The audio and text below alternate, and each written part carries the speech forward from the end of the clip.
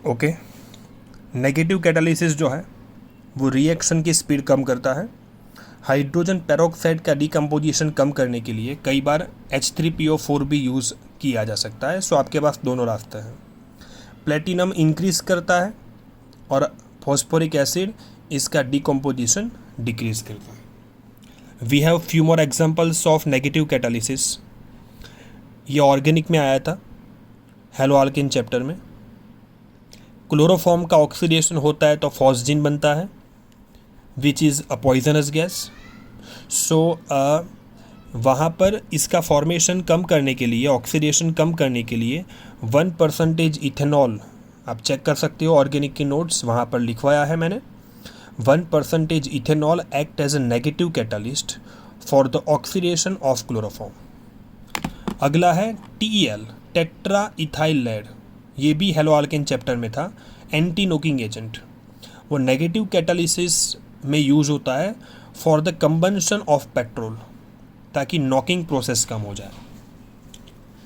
चलो, उसके बाद अगला है ऑटो कैटालिसिस। यहाँ पर एक्चुअली हम कैटालिस्ट यूज़ करते ही नहीं हैं, लेकिन होता क्या है कि रिएक्शन जब चलती है तो कोई एक प्रोडक्ट जो है ना वो एज अ कैटालिस्ट बिहेव करती है।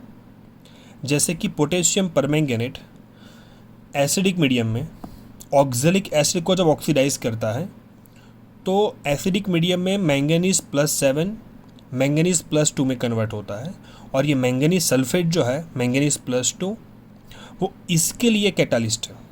सो इनिशियली रिएक्शन का रेट नॉर्मल होगा, लेकिन जैसे ही प्रोडक्ट कन्वर्ट होती है वैसे ही ये प्रोडक्ट कैटालिस्ट का काम करेगी और इसलिए रिएक्शन का रेट भी बढ़ेगा। सो इसको बोलते हैं ऑटो कैटालिसिस।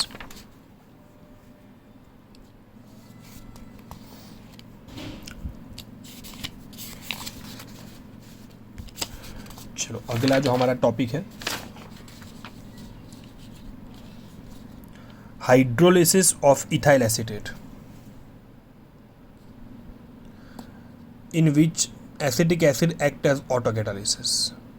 एस्टर का हाइड्रोलिसिस एसिडिक मीडियम में होता है।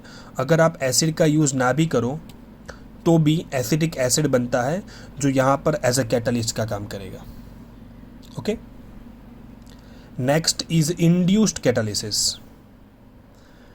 इंड्यूस का मतलब होता है जब कोई एक की रिएक्शन अगर आप चला रहे हो, मैं आपको एग्जांपल दे रहा हूँ, तो वो रिएक्शन स्लो जा रही है लेकिन उसको किसी और के साथ वही प्रोसेस में इन्वॉल्व किया जाए तो दोनों का रेट बढ़ेगा। One reaction influences the speed of the other reaction which is not possible under ordinary conditions. Example लिया है, if air is passed through the mixture of sodium sulfite and arsenide solution, oxidation of both will take place. Here oxidation of sodium sulfite act as a catalyst for the oxidation of sodium arsenide. तो sodium sulphite arsenite दोनों साथ में करेंगे तो दोनों का oxidation अच्छे से होता है। The reduction of mercury chloride by oxalic acid is slow but becomes faster if reduction is made in mixture of KMnO4 and HgCl2. सो ये जो एग्जाम्पल है वो है इंड्यूस कैटालिसिस। चलो, after this topic we have characteristics of catalyst. Characteristic of catalyst में catalyst during the reaction unchanged रहेगा, उसकी small quantity ही enough होती है। ठीक है।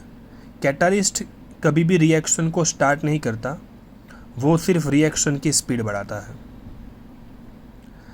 जैसे मैंने बोला था, can not affect the final state of equilibrium constant के, वो के को कभी चेंज नहीं करता। कैटालिस्ट बहुत स्पेसिफिक होता है, मतलब एक रिएक्शन में यूज़ हुआ कैटालिस्ट सिर्फ वही रिएक्शन का कैटालिस्ट है, किसी और रिएक्शन के साथ उसका कोई लेना देना नहीं है। ठीक है। अब कैसे काम करता है कैटालिस्ट, उसके लिए हमारे पास दो थियरी है। पहली है इंटरमीडिएट फॉर्मेशन थियरी और दूसरा एड्जॉर्प्शन थियरी। मैं यहाँ पर एग्जांपल लेता हूँ। मानो ये कैटालिस्ट C नहीं है, तो A और B रिएक्टेंट मिलकर बनाते हैं प्रोडक्ट D। अगर विदाउट C करता हूँ तो बहुत हाई एक्टिवेशन एनर्जी चाहिए और रिएक्शन बहुत स्लो जाएगी।